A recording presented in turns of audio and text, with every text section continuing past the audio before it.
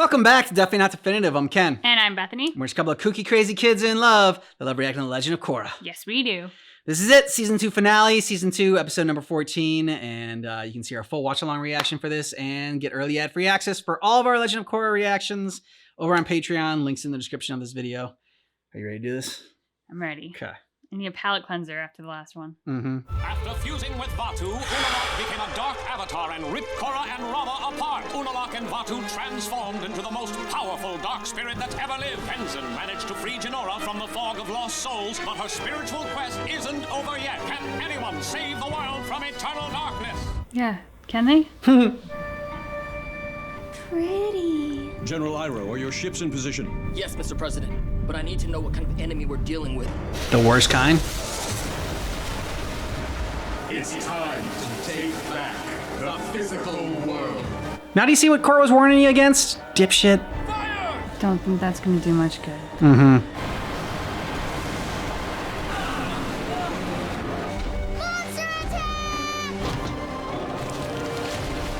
Man, everyone keeps messing with that statue. Wake up. They're going to be all right, but I need to get them into some spirit water right away. Oh, we travel with a bathtub of that all the time. It's super easy.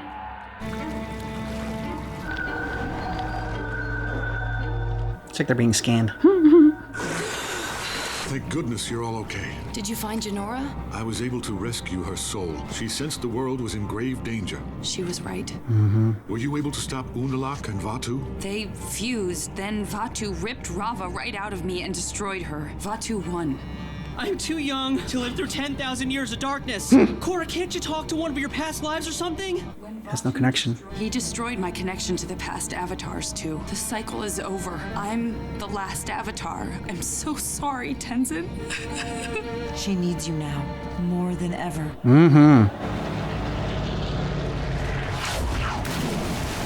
It's going to destroy the entire city. Yeah, a lot of good your protection does now. Could have sent it to stop this thing from ever happening. But he wanted to play politics.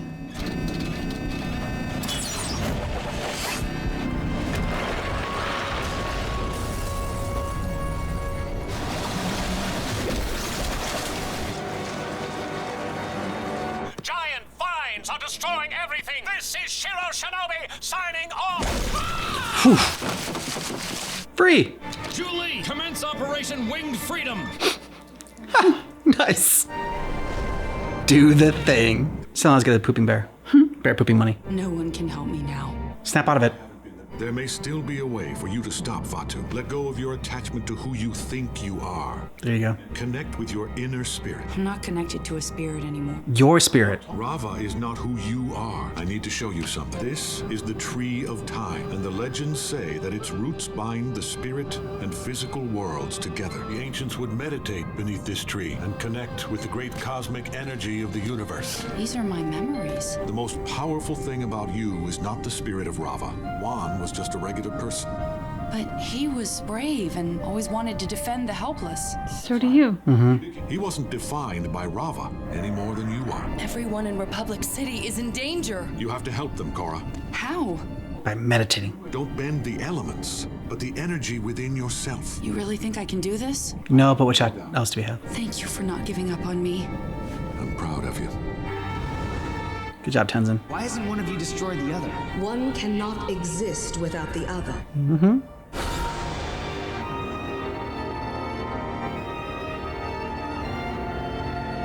It's like when Aang ascended, like when he was trying to open up all of his chakras and he had to like let go of all his attachments.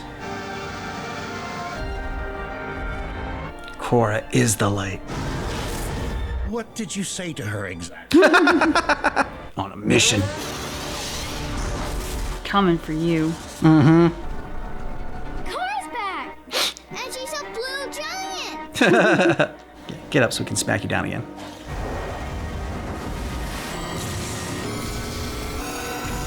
Yeah!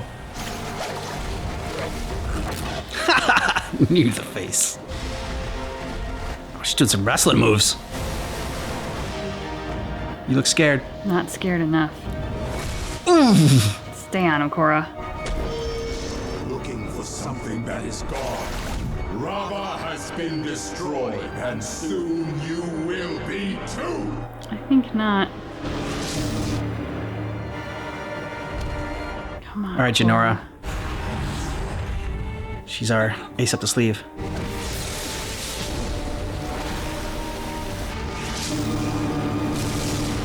You could have gotten out of the way or something. Just taken it to the face. Yeah, these people really need Mr. Piccolo.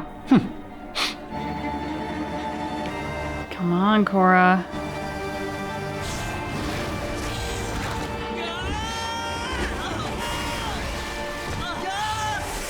Leave my Bolin alone! There we go. Let's face the end of the world together! You're so romantic. Come on, Korra, you can't lose this fight. I will be the one true Avatar. Jinora. It's gotta be, yep. Mommy, it's Denora! What? Be careful!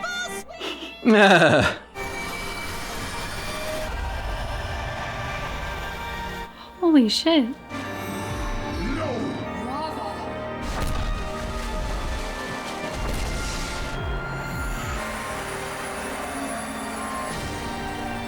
See? Rava's back. Where's Jinora? I hope it hurts like hell.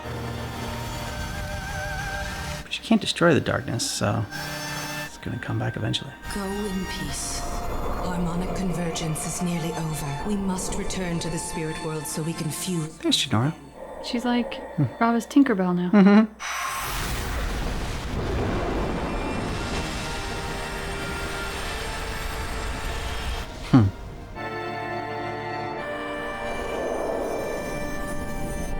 I'll see you soon, Dad.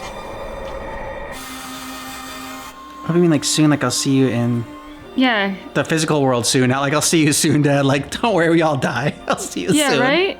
Okay, there we go. Thank God. Okay. What about Korra and the others? Oh, and don't worry, Asami's still in this show. They're all right. Korra saved the world. So very casual. I mean, you kind of did too, kid. Mm-hmm. Hey, she's super big now. Yeah. Whee.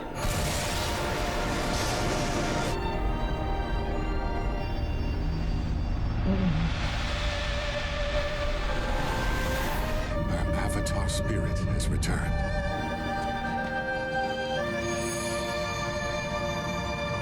It's over. But not quite. She gotta wrap things up a little bit. Have some loose ends. I don't even know what to say. You were amazing. And the way you turned all gigantic like that, wow! I just wish Varric had been here to film it. It would have been the greatest mover ever. Yeah, sorry about your dad.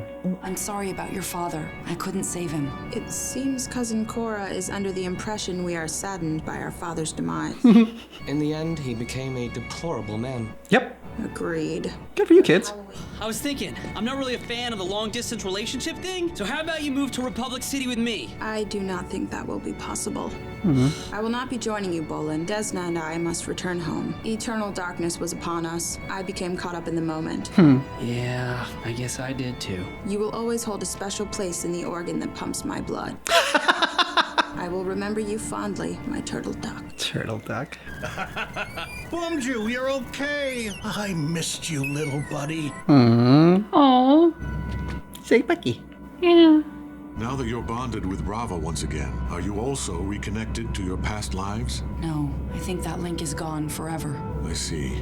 Why don't you close the portals and we'll go home? Maybe I shouldn't. What do you mean? What if Unalaq was right when he said the Avatar shouldn't be a bridge between the two worlds? What if Avatar Wan made a mistake when he closed the portals? What if humans and spirits weren't meant to live apart? What do you think I should do? I think Follow you your heart. should trust your instinct. Follow your organ that pumps blood. Nothing else I can teach you. You are the Avatar. Whatever your decision, I support you. Hey, can we talk? Of course. There's something I've been wanting to tell you about that fight we had. Good job, Mako. I know I said it wasn't that bad, but that's not exactly true. I broke up with you. I remember. I thought you said you lost part of your memory. I did, but being inside the Tree of Time brought it back. I'm sorry for blowing up at you. I think we both said some things that we regret. Why didn't you just tell me the truth in the first place? I know I should have, but didn't want to hurt you all over again. I guess part of me wanted to forget about the breakup too. I think we both know that this us doesn't work. You're right. It's over for real this time. For realsies. Now go be single and don't go back to Asami. Yeah, please don't use her as your rebound girl. You want a hug?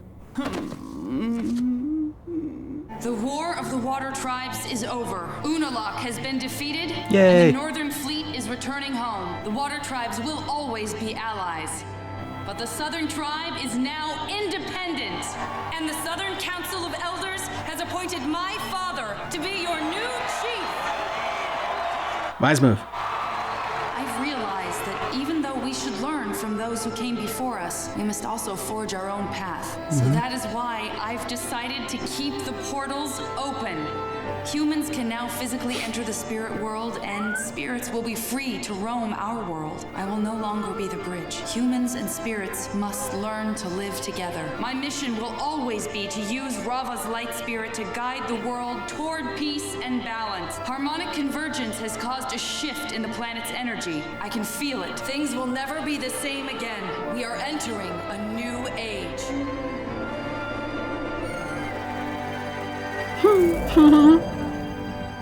So do you feel better? I do feel better.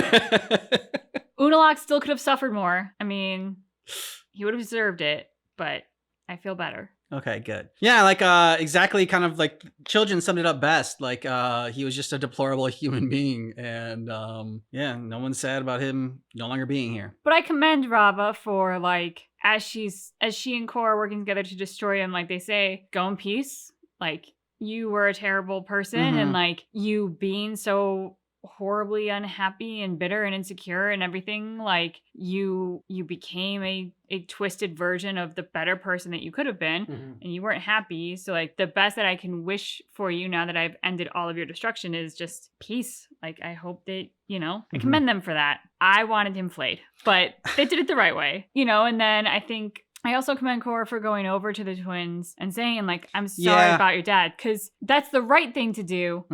But she also went there very quickly. Like she had a very human level, wanted to acknowledge that they experienced loss. And so I want to commend her for that as well. Yeah, this was a good season. No, I liked the first season better.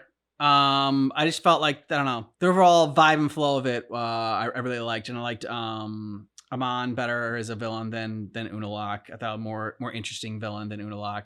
Unalaq just ended up being pure evil. I think I just gave him way too much credit for being like, oh, he's being manipulated and he doesn't really know what he's doing. It's like, no, he knew exactly what he was doing, and he was just a power-hungry, evil person.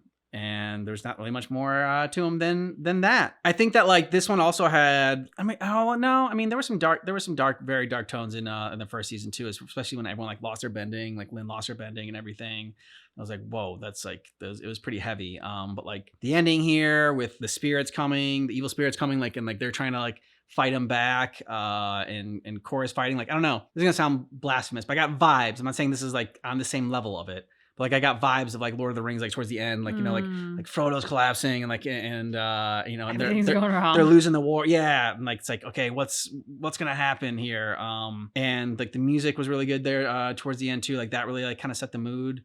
I felt like they could have gone a little bit further and like almost had like when they were battling those evil spirits, like the evil spirits were obviously converging on them, but like seeing some of them like almost like, you know, on the ground, like struggling as they're like getting pinned to the ground by these evil spirits, almost being like taken over. So I thought like it actually was kind of out of place, the one little joke they put in there, where she's like, be careful, honey, like the mom. I'm like, I get it's a kid's show, you know, and so they're like trying to lighten the mood, like not make it too dark. But I'm just like, I think you could have like left that out and like still like, you know, really leaned into it a little bit more. So yeah, I mean, like I think like the concept of a dark avatar is pretty cool. And so I feel like I'm like, oh man, maybe if this was earlier in the season, like, and I don't know exactly like what I would have wanted differently, but like I feel like, I don't know, a little bit more time with like a dark avatar and to see what he's doing, and maybe like he's not like as powerful right away, and like I don't know, he goes to, they kind of already did the whole like taking someone's bending away, but like absorbing someone's bending or something like that. Like he goes and he has to like absorb like a certain amount of like firebenders in order to be able to become a firebender, since there's no other like turtles or whatever, and like she's got to like try to chase him down like before he gets all that. But like, so I like the concept of the dark avatar. But when Unalaq had merged, finally, with Vaatu. Yes. And like looked pretty cool kaiju.